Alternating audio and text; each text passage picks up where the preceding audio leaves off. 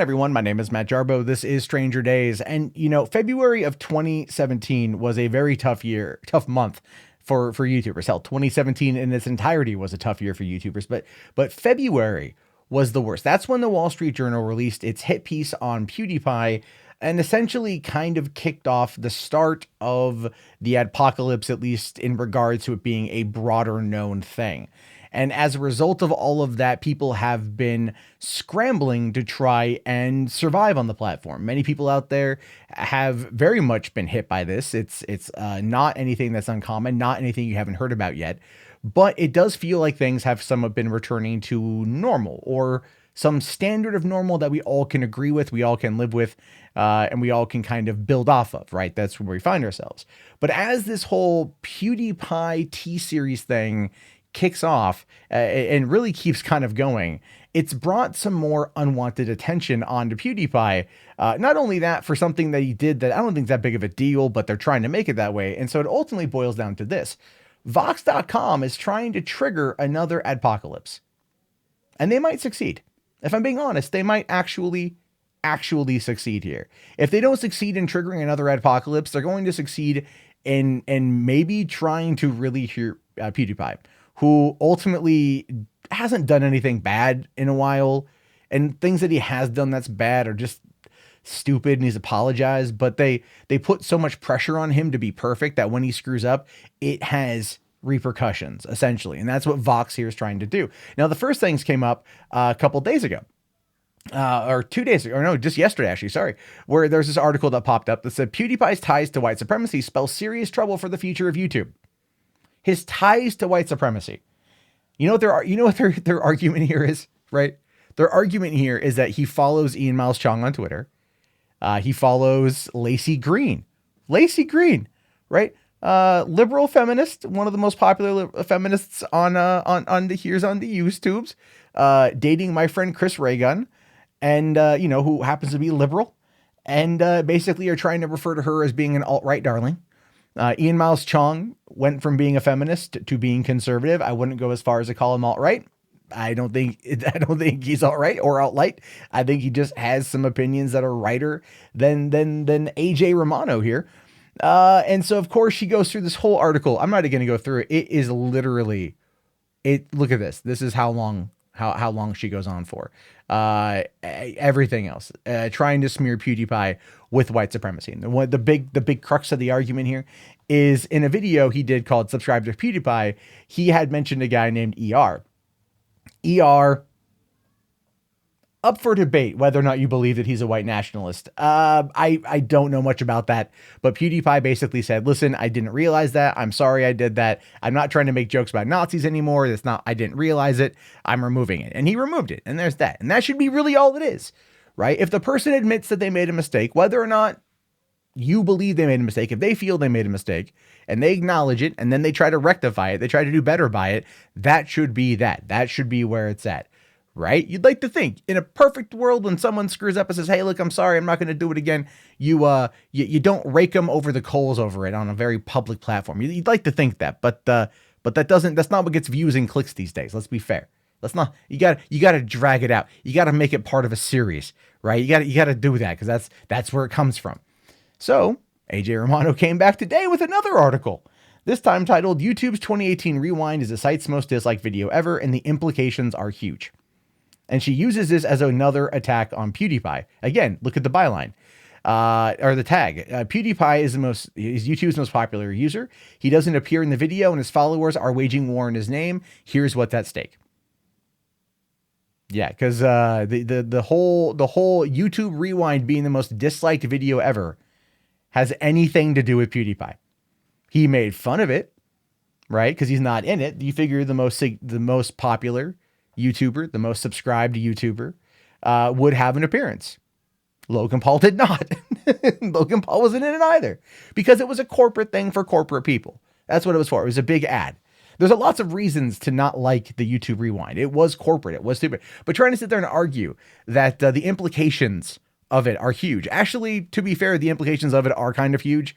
What it generally means is because the YouTube Rewind was effectively created as an ad for YouTube, as kind of a promotion to advertisers for what kind of family-friendly content there is, it might actually spook some people away.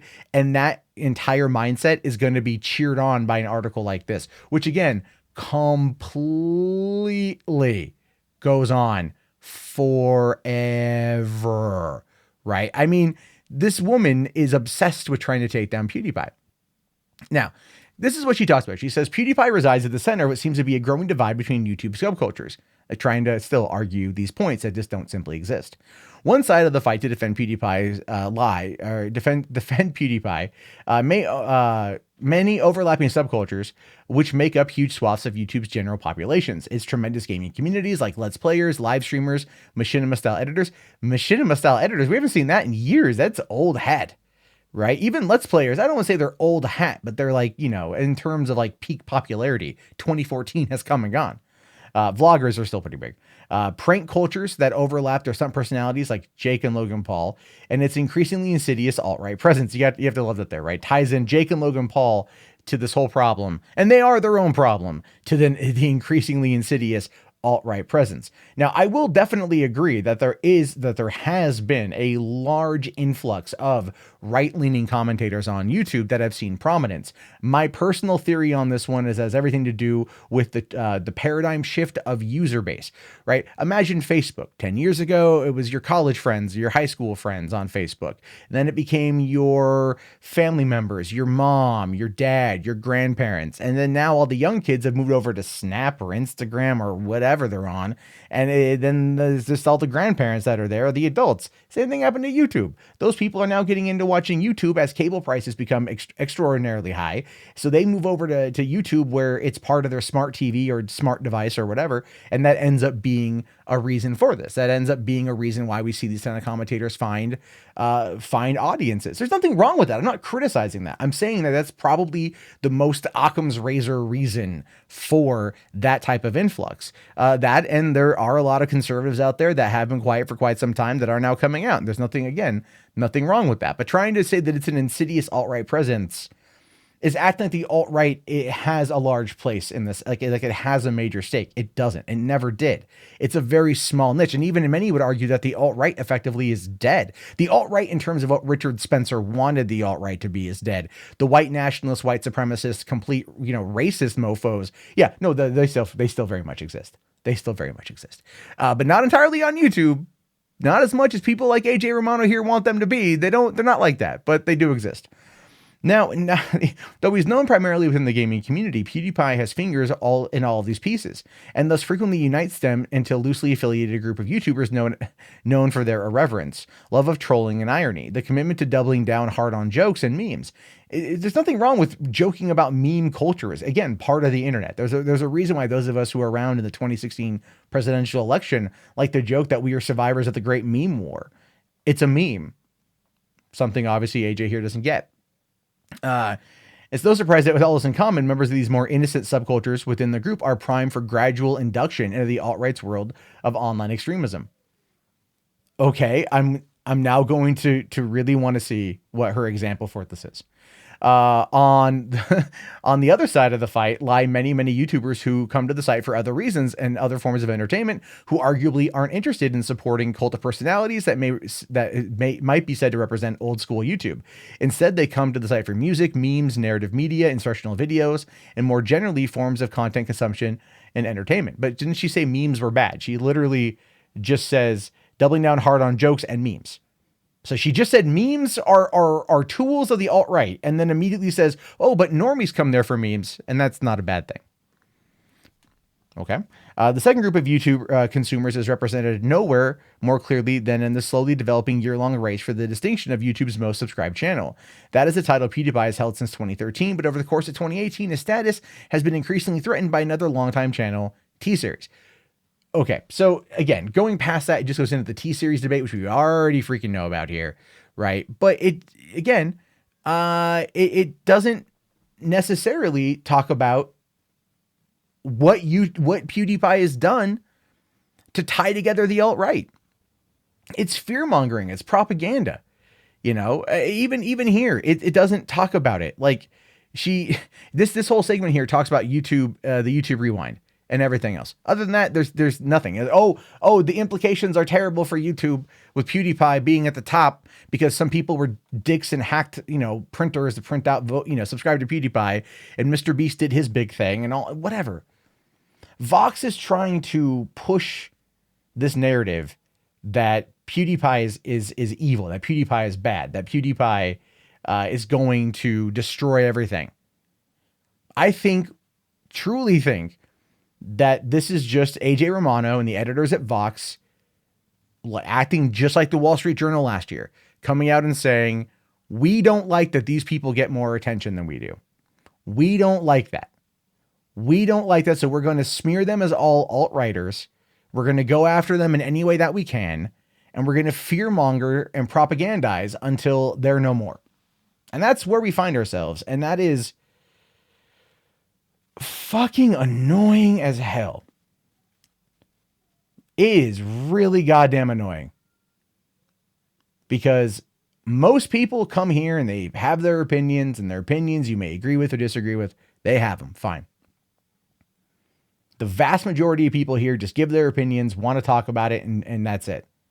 But she's attacking PewDiePie for the alt-right. Never mind, she's overlooking the multitude of channels that come from smaller subcultures that are just there to terrorize and attack other people.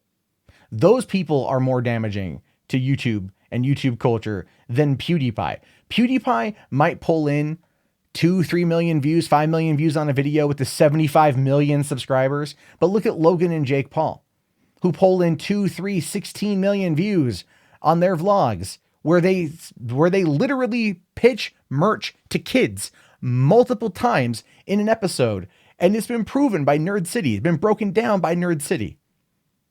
They do this. And they directly target children. Totes okay. PewDiePie recommends a channel that he liked a review of. The guy might be a white nationalist or something like that. Nope. Insidious alt-right presence. PewDiePie heard everything. This, my friends, is the world that we live in. I don't know if there's anything that can be done about it. Silicon Valley tends to respond to Silicon Valley. If Vox ends up going after the advertisers for YouTube, it could trigger another adpocalypse. And here's the thing, with the way things are going anyway, with channels getting taken down for years old videos that aren't even relevant anymore or seem to be in violation of any kind of YouTube terms of service, other people being deplatformed simply because of disagreements of certain things, which is not right, by the way. It feels like there's not going to be a lot of people left standing at the end of 2019, to be honest with you. That's kind of where I see things going. I don't have an answer. I don't have a solution. Everyone has to basically just band together, whether you like each other or not, because people who just talk about stuff are under attack, and they're using people like PewDiePie who've done nothing wrong as the catalyst for that attack. And the last time it happened, it hurt a lot of people financially, which is another reason why we've seen things go down the path that they've gone in regards to some channels and how they've waged war against other people, how they've profited off of super chats and drama as a way to capitalize on a broken and fragmented system that got very little love or care or attention publicly from the company, which then fostered where we find ourselves right now. There's a lot more that could be said about this. I'm just not going to do it right here, but I leave it to you, your thoughts, your opinions. Do you feel that that this could be another adpocalypse? Do you feel that this is going to be the start of the end? And if so, what do we do about it? I'm seriously fresh the fuck out of ideas. I got nothing. So I leave it to you. I'll talk to you all later. Have yourself a great day. Peace out.